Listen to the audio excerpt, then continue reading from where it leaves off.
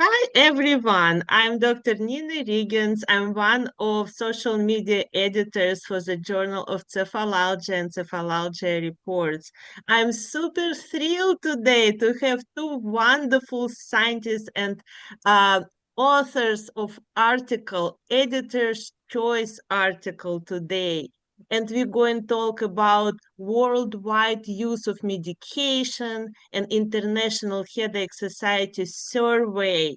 And I will let two very famous people who need no introduction to introduce themselves. So please, Dr. Francesca Puledda, if you start.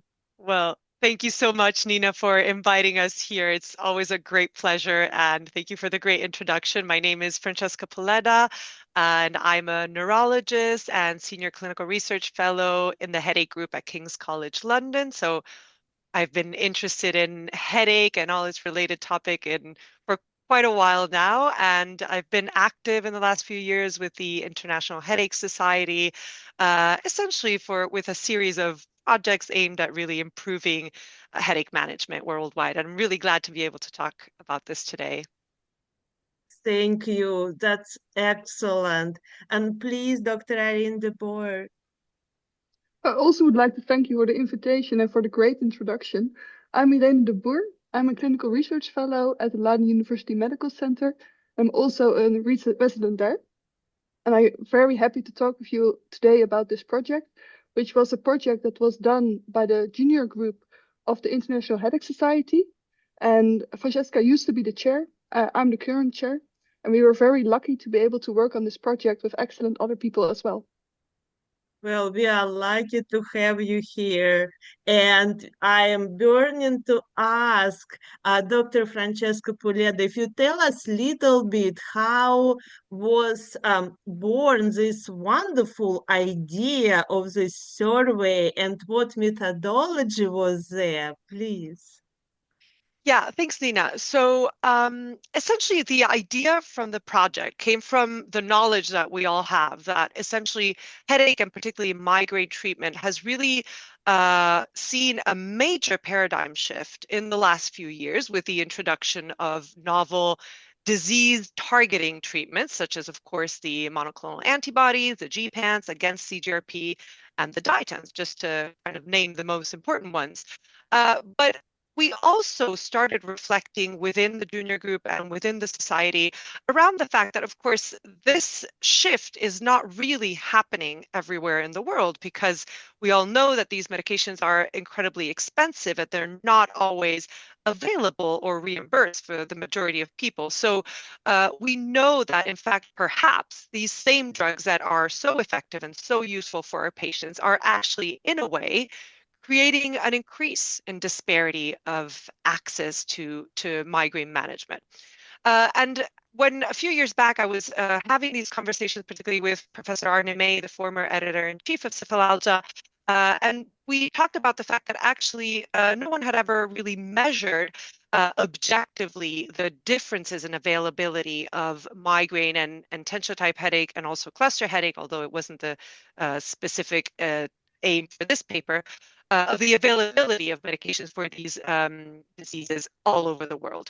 And so within the junior group that Irene is now leading with former and current members of this group, we decided essentially to develop a very simple, straightforward questionnaire that was essentially a list of all the evidence-based treatment for migraine and tension type headache, both acute and preventive, really focusing on availability, but also reimbursement policies in different areas of the world. So the overarching goal was really to create a map of, again, availability and accessibility, so reimbursement of these drugs from at a global and regional level. And so once we created the survey, we then created an online version of it and made it accessible to IHS members from as many different countries as we could First, we tried to target mostly the junior members because we thought it was a good way of really creating involvement from young headache specialists. Everyone had to have at least 3 years experience with headache treatment, but plenty of our junior members have that. And when this was impossible in countries where we had less representation, we also, of course, targeted more senior IHS members. And also I must say that before we sent this survey out, we also had it vetted by 10 different experts that have that came from everywhere in the world to really see that it was a comprehensive and complete list of medications. So That's that's pretty much wonderful. it. That's wonderful. And I was super excited to already see interview from International Headache Society 2023 in-person interview where Dr. Irene de Boer brought up very good points about findings and how even within one country you had to address different maybe medical teams. Not everyone had same medications. So in general, what results are showing to us? What is the data, Dr. Irene de Boer? Well, first of all, I would recommend to read the paper because it has very interesting results, and it's too much to talk about with you in all the details. But I very much would like the chance to just talk about our main results here. Before I do that, I also want to stretch that this is kind of a difficult topic because even when we talk about availability, even if a drug is available in a country, it does not mean that all the residents have access to it. And this is one of the things that we tried to determine also in our survey, that even if a drug was there, could all the residents actually gain the drug? And as Francesca already mentioned, we did this by looking at reimbursement to see if all the drugs were reimbursed. So could people also have access to them if they had low funds? And we also tried to determine if the drug was available throughout the whole country. And these kind of differences, these kind of nuances should be taken into account when we talk about availability in a country. So not completely unsurprising, but of course important to realize is that we found huge differences in availability when we look at different drugs. And that's very important because that means that, as Francesca mentioned, the quality of availability in research care to headache treatment is different depending on where you live. And this is important to realize and important to act on, but we'll talk about that more in a little bit. So one of the things that we noticed that there were differences even in simple analgesics, but these were much smaller than when we look at the differences of the novel headache treatments. And what we did is we determined the different countries, we separate them in different regions, but we also separate them in income brackets as defined by the World Bank. And this way we can have different ways of looking at the same data, and this actually shows us quite interesting results. So when we tried to separate these countries based on these groups, one of the striking things is that, as you expect in the high income countries, the drugs are most available. But even if you then move one bracket down and you go to the upper middle income countries, you already see there's a large decline in which drugs are available. So it's not just the low income countries that need to have these drugs made available to them, it's also already the upper middle income countries. So there are huge differences across the world, and the low income countries are definitely worse off. But even in the middle income countries, there's a lot of work that we need to do. So I think that's one of the important things that we showed. And of course, we also showed that there were region-specific differences.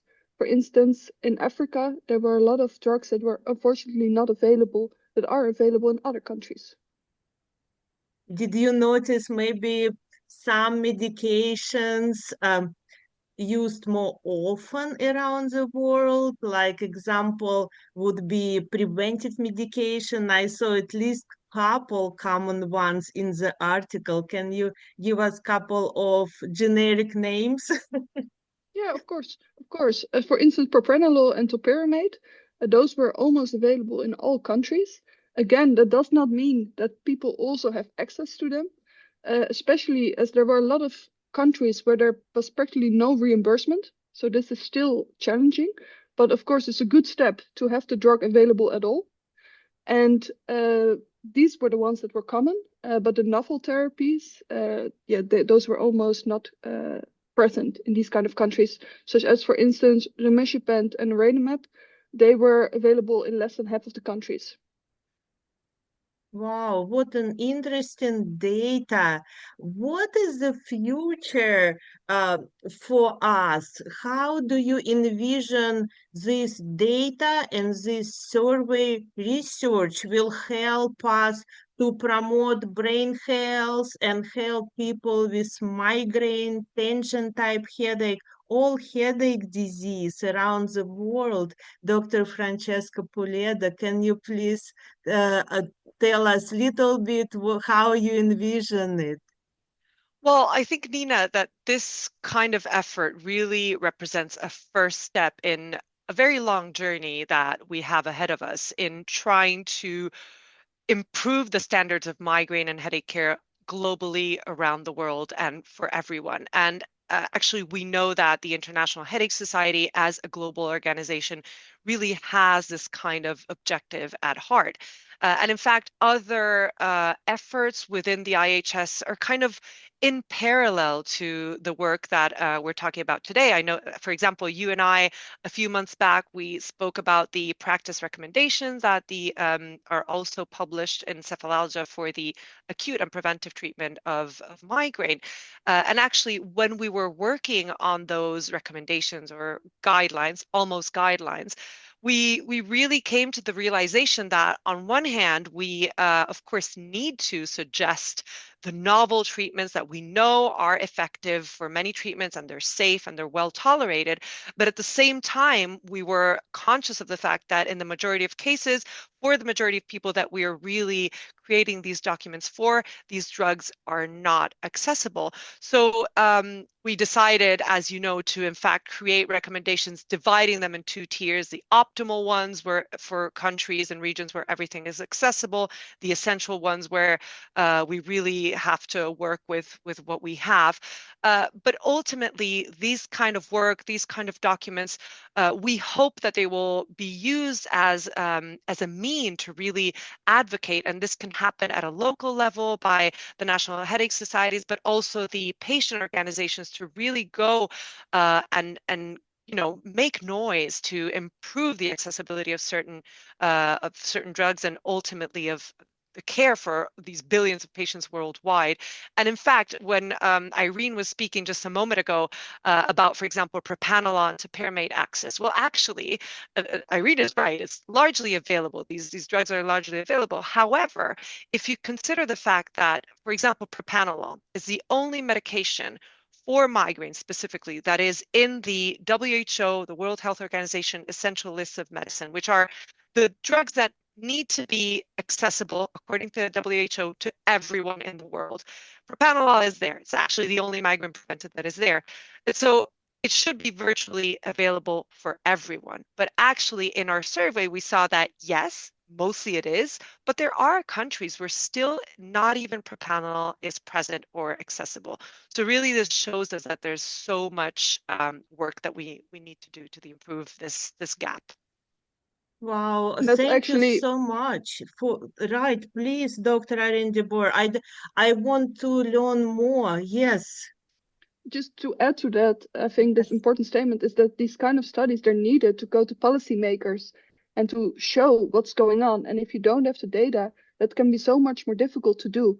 So this combination of both those practice recommendation and the hard numbers, those are what is going to help us further. That's exactly right. That's an excellent point. With the documentation like that, this wonderful data set, it amplifies our message to policymakers and actually really helps education all around the world. So Yeah. we are so grateful for your work. We hope to see more of that. And I cannot wait to have another Editor's Choice interviews in the future with Cephalalgia. We really appreciate you. Thank you so much. Thanks to you, Nina. Thank you. Thank you so much for this opportunity.